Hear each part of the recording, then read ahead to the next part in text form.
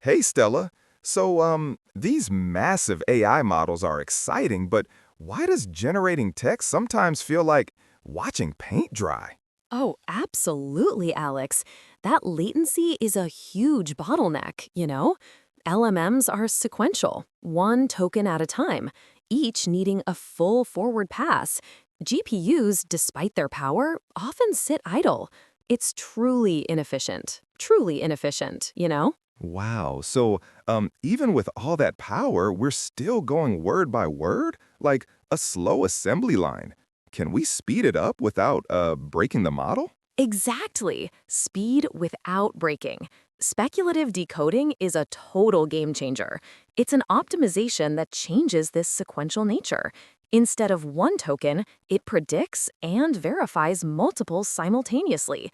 This makes AI inference much faster, more responsive, preserving output quality. Brilliant. Okay, predicting and verifying multiple tokens at once. That sounds incredibly complex. Can you, simplify it? What's the core concept? Of course. Think of a chief scientist with an efficient assistant. Normally, you do every experiment yourself, but with speculative decoding, your assistant, the draft mechanism, quickly proposes several next steps, right? The chief scientist, the target model, then verifies them all in a single pass. It's like getting a head start. Huh, so the big, powerful model isn't doing all the heavy lifting for every word? It's like outsourcing guesswork to a faster helper than just checking? That's pretty smart. Exactly, Alex, exactly. It offloads work to a less resource-intensive assistant. Parallel processing is the key efficiency gain. The target model uses its full capacity. Crucially, verification discards any diverging results, so the final output is absolutely identical. Speedups with no loss in accuracy, none whatsoever. Huge win for user experience. Absolutely. Okay, that high-level picture makes sense. But how does this actually work in practice? What's this draft target approach I saw mentioned? The draft target approach. That's the classic implementation, the real cornerstone. It's a two-model system. You have your large, high-quality target model, whose output you want to accelerate, then a much smaller, faster draft model, often a distilled version. This draft model quickly generates a sequence of candidate tokens, like 3 to 12 at a time. The little model just like spits out a bunch of guesses, and the big model then checks them. How does that checking even work in parallel? That's exactly what happens, Alex. The target model takes the input and all draft tokens, processing them simultaneously in a single forward pass. Because of the KV cache, only new speculated tokens incur cost. Then comes rejection sampling.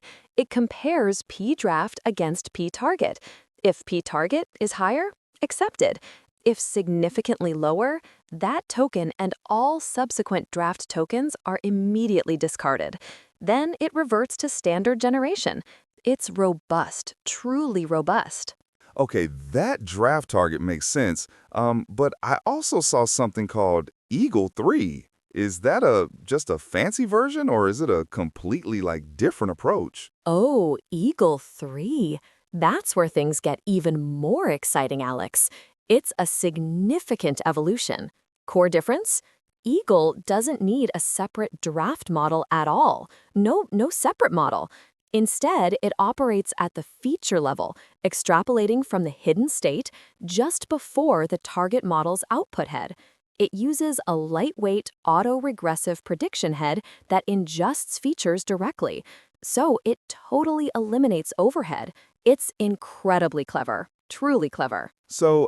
Instead of a whole separate assistant, it's like the main scientist has an internal brainstorming session, and it can even guess a whole tree of possibilities? Precisely, Alex, precisely. The eagle head is a miniature transformer decoder layer, and yes, it can generate an entire tree of candidates. It's instance adaptive, evaluating its own confidence, stopping if it drops.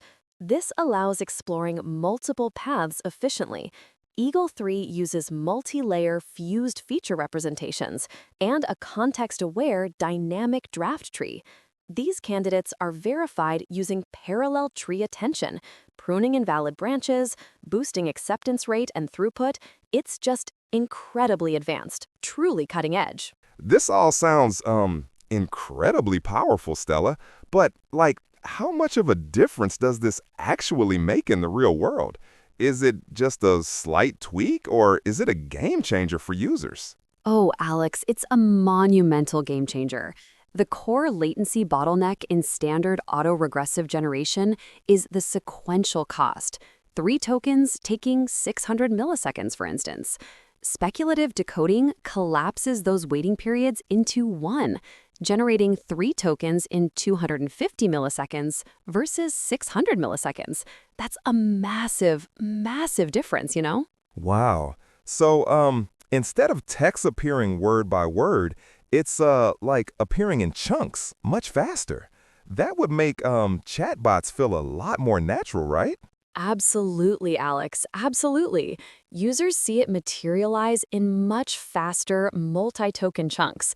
It's incredibly noticeable in chatbots.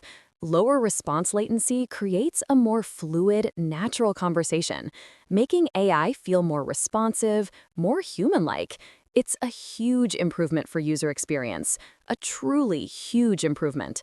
This technique is fundamental for accelerating LLM inference, pairing with frameworks like NVIDIA Tensor RTLM. It's really